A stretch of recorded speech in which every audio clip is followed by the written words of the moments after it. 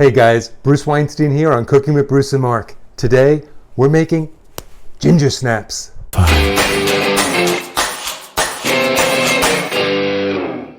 Gingersnaps are very idiosyncratic cookies. What one person thinks is a great gingersnap, another person thinks isn't a great gingersnap. So let's talk about what I think is a great gingersnap.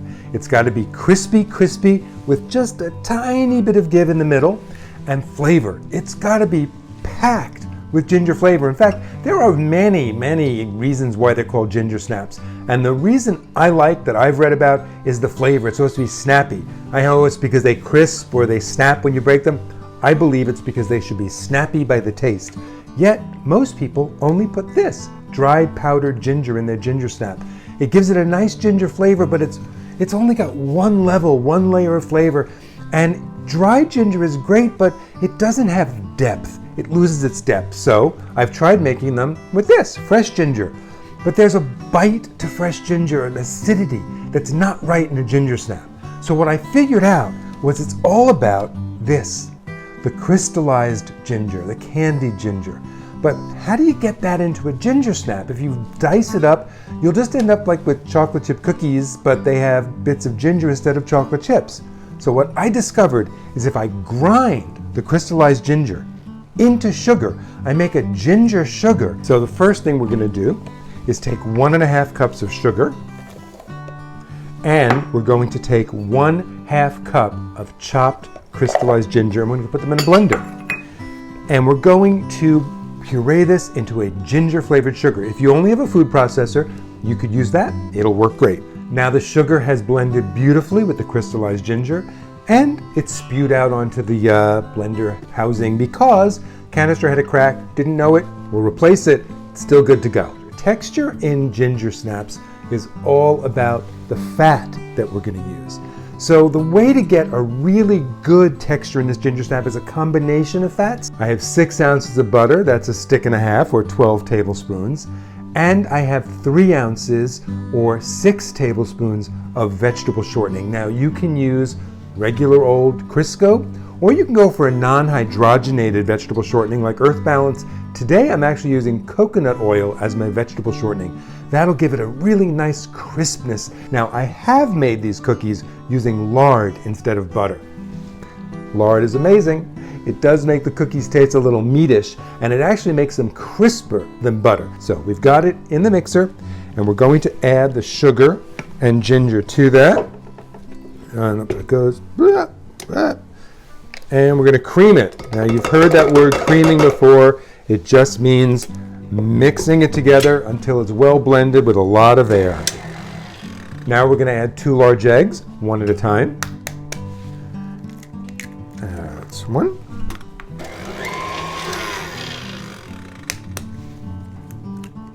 That's 2. Scrape down the bowl once or twice to make sure it's all getting incorporated.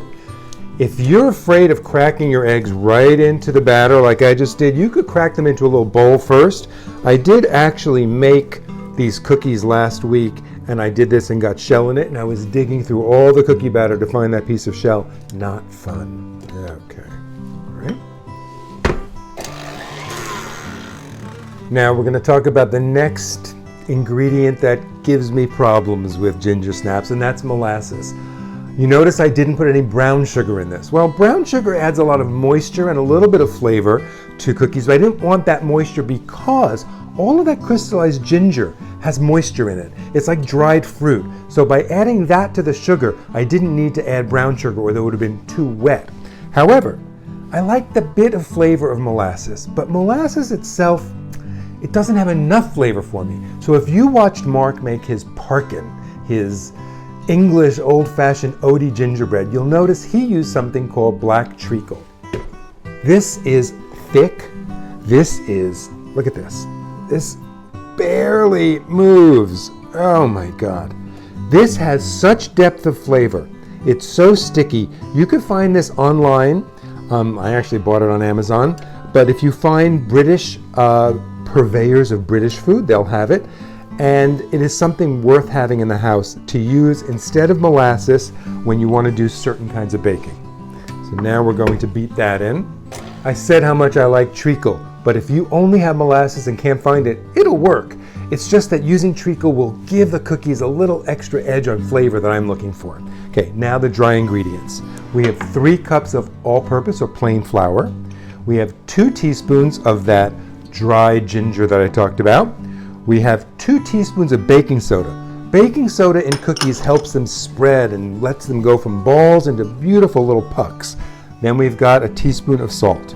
And I am just using my fingers to mix this up to get these blended in. I'm going to lift this back up. That was pretty. Okay, in goes the flour.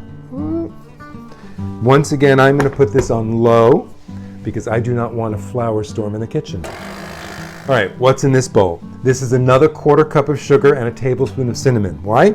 I'm going to make little balls out of this dough, and I want you to look at this texture. It's like Play-Doh.